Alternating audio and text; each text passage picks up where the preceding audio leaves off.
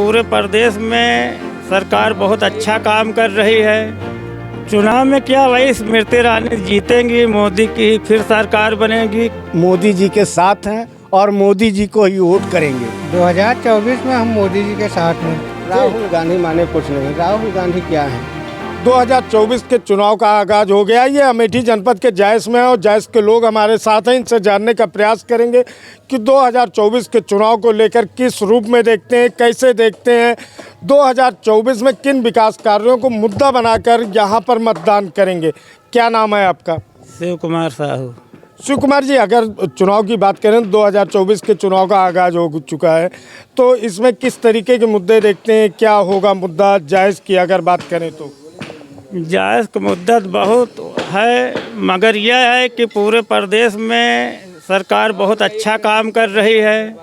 हमारे यहाँ माननीय दीदी स्मृति ईरानी ने बहुत अच्छा काम किया है, मगर जायज़ में जो विकास होना चाहिए वो नहीं हुआ है। किस तरीके के विकास की अपेक्षा है सरकार से? जैसे यहाँ पे बस स्टॉप नहीं है भाई, 1 लाख की आबादी है। 1 लाख की आबादी का मतलब ये हुआ कि यहाँ अस्पताल भी कहीं सही नहीं है। अगर कोई एक आदमी को उंगली कट जाए तो सिर्फ रेफर है। एक वो महिला अस्पताल था वो भी बंद हो चुका है। तो इसलिए मैं यही चाहता हूँ कि यहाँ विकास होना चाहिए। और तो आपकी बार किसको वोट करेंगे? क्या इन मुद्दों को लेकर के कौन प्रत्याशी आपको लगता है? चूँकि कांग्रेस से राहुल गांधी के आने की संभावना है, भाजपा ने स्मृति ईरानी को घोषित कर दिया, तो क्या लगता है कि इस चुनाव में क्या करेंगे? चुनाव में क्या वही स्मृति ईरानी जीतेंगी, मोदी की फिर सरकार बनेगी। क्योंकि जो है मोदी का काम बहुत सही है और पूरे प्रदेश में योगी जी साथ लेके सभी को चल रहे हैं। अब जायस में देख लीजिए करीब 10,000 कॉलोनियाँ आई हैं एक तरफ से, उसमें जात मतभेद कोई नहीं देखा गया। इसलिए सबका साथ सबका विकास यही मोदी का नारा है, यही हम लोगों को नारा है। अब की फ्री नहीं सरकार आएगी। 2024 के और लोग भी हैं, उनसे भी बात करने का प्रयास करते हैं। 2024 का चुनाव किस तरीके से देखते हैं? 2024 का चुनाव जी हम लोग मोदी जी के साथ हैं और मोदी जी को ही वोट करेंगे। अरे देख गांधी भी आए थे जायस और उन्होंने विकास कार्यों की बात की है, लोगों को न्याय दिलाने की बात की है, तो कितना असर देखते हैं? वो तो हम लोग उनको देख चुके हैं 15 साल, और 15 साल के बाद हमने स्मृति ईरानी को लाए हैं। इसलिए जो हम देख रहे हैं कि 5 साल में हमारी दीदी इतना किए हैं, तो हो सकता है कि हम आशा उनसे और करते हैं कि हम और आगे बढ़ सकेंगे। और आगे बढ़ सकेंगे? जी हाँ। तो अब की बार भाजपा को वोट नहीं, हम लोग भाजपा को मोदी जी के साथ हैं और दीदी जी के साथ हैं। और राहुल गांधी जो ने इतनी बात की है, न्याय दिलावे की बात की है, और बाकी सब की, वो तो एक लच्छेदार बात डालते हैं कि हम 70,000 किसानों को देंगे। अरे 70,000 में जब 15 साल आप थे तब कहाँ थे आप? राहुल गांधी से अमेठी की जनता सवाल पूछ रही है कि 15 साल जब थे आप यहाँ से सांसद थे, 10 साल सत्ता पक्ष की राजनीति की, तो क्या किया? 2024 के चुनाव को लेकर आपको क्या लगता है? 2024 में हम मोदी जी के साथ हैं। क्यों मोदी जी के साथ हैं? काहे मोदी जी के साथ? उन्होंने चौमुखी विकास किया है, हर क्षेत्र में विकास किया है। तो 2024 के चुनाव को लेकर के किस तरीके से देखते हैं? क्या इस बार फुल बहुमत से आएंगे? पूरी बहुमत से आएंगे? पूरी बहुमत, पूरा विश्वास है? पूरा विश्वास। क्या देखते हैं? राहुल गांधी जायस में न्याय यात्रा लेके आए थे, तो किस रूप में देखते हैं, कैसे देखते हैं इसको? मैं तो दीदी जी को सबसे पहले अग्रिम बधाई देना चाहता हूँ जीत के। अभी तो प्रत्याशी घोषित है, चुनाव होना बाकी है, बधाई अभी से? हाँ जी, बधाई अभी से है, उनको सुनिश्चित है जीत। काहे सुनिश्चित है जी? राहुल गांधी भी तो आए थे। राहुल गांधी माने कुछ नहीं, राहुल गांधी क्या है, एक वो अपना मतलब एक जैसे ढोंगी बिल्ला नहीं होता, बस वो उनका ढोंगी बिल्ला वाला काम है, बाकी कुछ है नहीं। राहुल गांधी को अमेठी में ढोंगी बिल्ला की उपाधि दी जा रही, क्या मानते हैं? ये बात तो सही लग रही है, बस कि कैसे सही लग रही है? जैसा उनका काम है, काम के ऊपर तो ऐसा ही किया कहा जा रहा है, ताकि वो बहुत दिन हुए 15 साल रहे, ठीक, उन्होंने अभी तक ऐसा कुछ नहीं किया कि उनको अच्छा कहा जाए। अभी उस दिन जायस में आए थे, यहाँ आए थे, सीधा चले गए, रुके नहीं, ठीक। अब भाई जो प्रत्याशी है वो रुकेगा नहीं तो जनता कैसे जानेगी उनको, अच्छा उनको कैसे कहेगी। अब वो रुकते, 2-4 आदमी की बात सुनते तब तो ठीक है। अभी जो उनके आदमी है प्रोग्राम किए थे, अब वहाँ पर रुके नहीं थे, बल्कि जायज़ में रुकना चाहिए था उनका, क्योंकि उनके बहुत से आदमी हैं, जैसे प्रदीप सिंघल है और वगैरह वगैरह बहुत लोग हैं, प्रोग्राम किए थे कि हाँ आएंगे।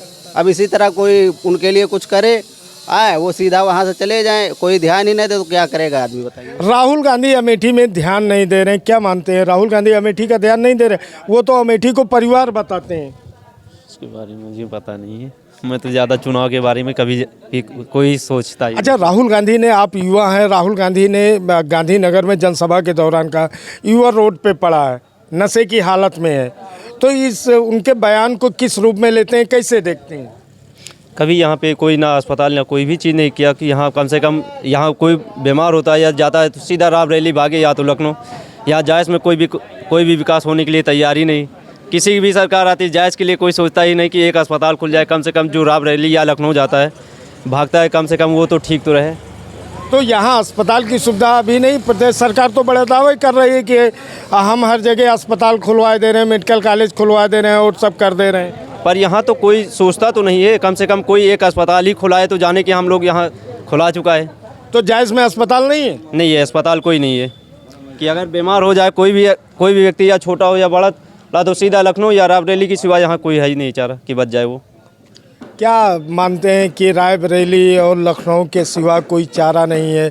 यहाँ पे जायज़ में अभी तक 15 साल राहुल गांधी रहे, 5 साल स्मृति ईरानी रहे, तो जायज़ में कुछ नहीं है अभी तक।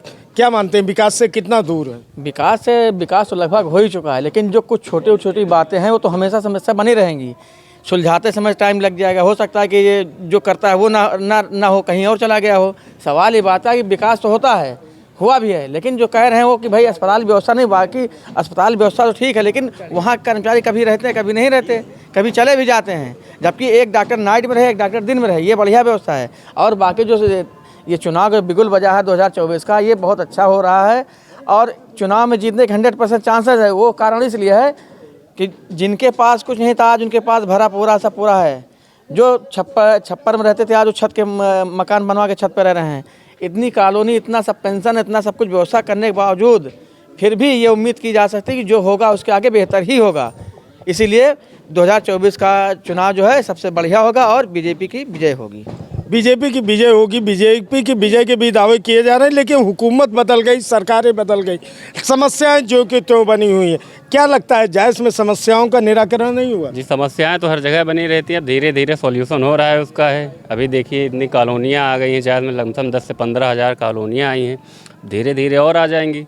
सड़कें भी अच्छी बन रही हैं पहले मुकाबले में। पहले जो थी गड्ढा युक्त सड़कें थी, अब जो है सड़कों का अच्छा जो है चौड़ीकरण हो रहा है, सड़कें चौड़ी हो रही हैं जो है। अगर हम जायज़ की बात करें या तिलोई विधानसभा क्षेत्र की बात करें तो 2024 में क्या मुद्दे होंगे, किस तरीके से देखते हैं? जी, सबसे पहला मुद्दा तो जायज़ के लिए ये है कि यहाँ पे कोई अस्पताल अच्छा सा नहीं है। अस्पताल जो है बढ़िया हो जाए। अपने यहाँ डिग्री कॉलेज की समस्या है, डिग्री कॉलेज भी बनना चाहिए यहाँ पे, और शिक्षा स्वास्थ्य के लिए जो है अच्छा काम होना चाहिए। वही हम लोगों की मांग है। हम लोग इसी मुद्दे पे वोट भी करेंगे। इसी मुद्दे पे वोट करेंगे। क्या मानते हैं कि अभी कितना विकास होना चाहिए जायज़ का, जो कि विकास की गति नहीं मिल पा रही है? शिक्षा की बात कर रहे हैं लोग, अस्पताल की बात कर रहे हैं, तो नहीं लगता है कि जायज़ पिछड़ापन पे है और जायज़ कहीं ना कहीं पिछड़ा? देखिए जी, अगर ये समस्या अगर आप पूछते हैं तो थोड़ी बहुत समस्या हमेशा बनी रहेगी। हर समस्या जो है तुरंत नहीं सुलझ सकता। और ये जो है जैसे अस्पताल है और ये आपके बस स्टॉप है, ये सब दीदी जी से हम लोग इस पर वो करेंगे बात कि दीदी जी कहने का मतलब अस्पताल हमारे यहाँ नहीं है, आप इसकी व्यवस्था कर दें। और कुछ है जो ऐसे समस्याएं, इस तरह की समस्या उनके सामने रखा जाए और हो सकता है कि दीदी जी इसका निराकरण कर देंगी। हम ये चाहते हैं कि क्या नाम है, दीदी जी जो 5 साल में इतना उन्होंने दिखाया है, हम लोगों को उंगली पकड़ के चलाया है, आज कॉलोनी दी है, हर इंसान को 5 किलो गल्ला आज भी ले रहे हैं और खा रहे हैं आराम से। बहुत समस्याएं हैं, लेकिन यहाँ के प्रत्याशियों के वादे के बाद ये क्या करेंगे ये देखना अभी बाकी है।